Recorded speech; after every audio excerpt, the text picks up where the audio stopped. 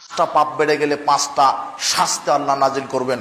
সমাজে যেই ভূখণ্ডে, যেই রাষ্ট্রে, যেই ভূখণ্ডে, যেই এরিয়ায়, যেই জনে, যেই অঞ্চলে পাঁচটা পাপ প্রকাশ পাবে, সেই অঞ্চলে আল্লাহ পাঁচটা বিপদ দিবেন।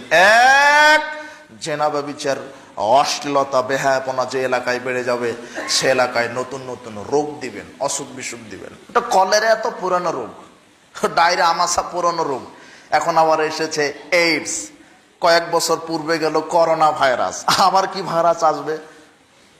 মুহাম্মদ সাল্লাল্লাহু আলাইহি ওয়াসাল্লাম বলছেন, যখন সমাজে জেনা ব্যভিচার বেশি হবে, আল্লাহ এমন রোগ দিবেন, আত-তাউন ওয়াল আউজাউ আল্লাতী লাম তাকুন মাযাত ফি আসলাফিহিম, আত-তাউন ওয়াল আউজাউ আল্লাতী লাম তাকুন মাযাত ফি আসলাফিহিম। প্লেগ রোগে মহামারী দিবেন, এমন রোগ দিবেন পূর্বের কোন উম্মতের ভিতরে ছিল না। এই যে দেখেন, নিত্য নতুন রোগ চলে আসছে, তার নাম হচ্ছে করোনা ভাইরাস, তার নাম হচ্ছে এইডস, তার নাম হচ্ছে গনোরিয়া, কত রোগ। মুহাম্মদ সাল্লাল্লাহু আলাইহি ওয়াসাল্লাম এই কথা বলেছেন, যখন সমাজে জেনা ব্যভিচার বেশি হবে, তখন নিত্য নতুন রোগ, অসুখ, বালা মুসিবত দিবেন। তার প্রমাণ এখন নগদ আপনি।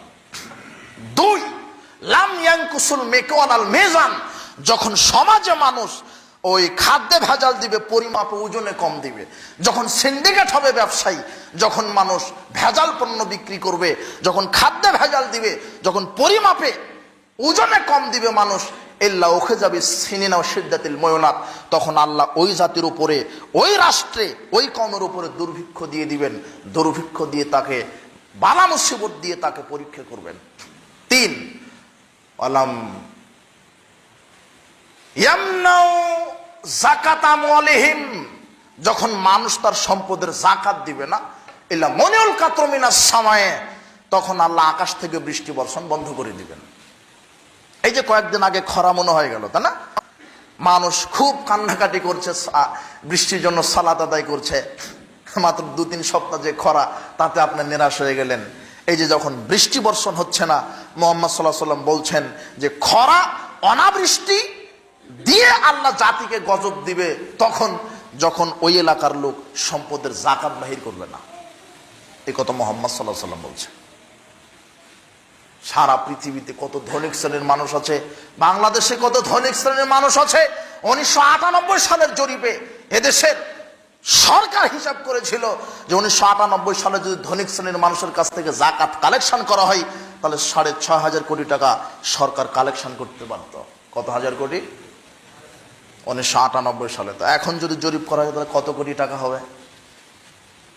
এদেশের যারা নেতৃত্ব পর্যায়ে আছে, তারা যদি যাকাত ভিত্তিক অর্থনীতি চালু করে, 2 বছর যদি যাকাতের টাকা কালেকশন করে, ওয়াল্লাহি আল্লাহর কসম, বাংলাদেশে অন্তত কোনো ফকির মিসকিন থাকবে না। দেখো, তোমার নেতাকে বলো, তোমার নেতা যাকাতকে উঠিয়ে দিয়ে ওখানে সুদ চালু করেছে, সুদ ভিত্তিক অর্থনীতি।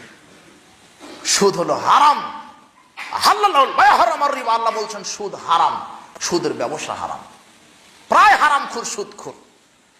অটো চালক, রিক্সা চালক, ভ্যান চালক, পানের দোকানদার, মুদির দোকানদার, মোটরসাইকেলের শোরুম, আপনার এলাকার যে অটো চালকটা, ও ব্যাংক থেকে লোন নিয়ে অটো কিনেছে, মুদির দোকান দিয়েছে ব্যাংক থেকে লোন নিয়ে, পান বিক্রি করছে, পানের দোকানদার পান কিনেছে ব্যাংক থেকে লোনের টাকা দিয়ে, পানের ব্যবসা। জি না, ওর ভ্যান হারাম, ওর অটো হারাম, ওর ইনকাম হারাম, ওর পানের ব্যবসা হারাম। আমাকে বলছে, আকবর সাহেব, এই যে মোটরসাইকেলের শোরুম, 6.5 কোটি টাকা ইনভেস্ট করা হয়েছে, তো কোথায় পেয়েছেন টাকা? তো ব্যাংক থেকে লোন নিয়েছি। ওর সবই হারাম। বুঝেননি কথা? আর এই যুবক, শোনো, তোমার বাপ গর্ব করছে, তোমার বাপ চা খাচ্ছে, চা পান করছে আর গর্ব করছে, ছেলে একটা হয়েছে, আমার ছেলে একটা হয়েছে, ব্যাংকে চাকরি করে, মাসে 2.5 লক্ষ টাকা বেতন পায়।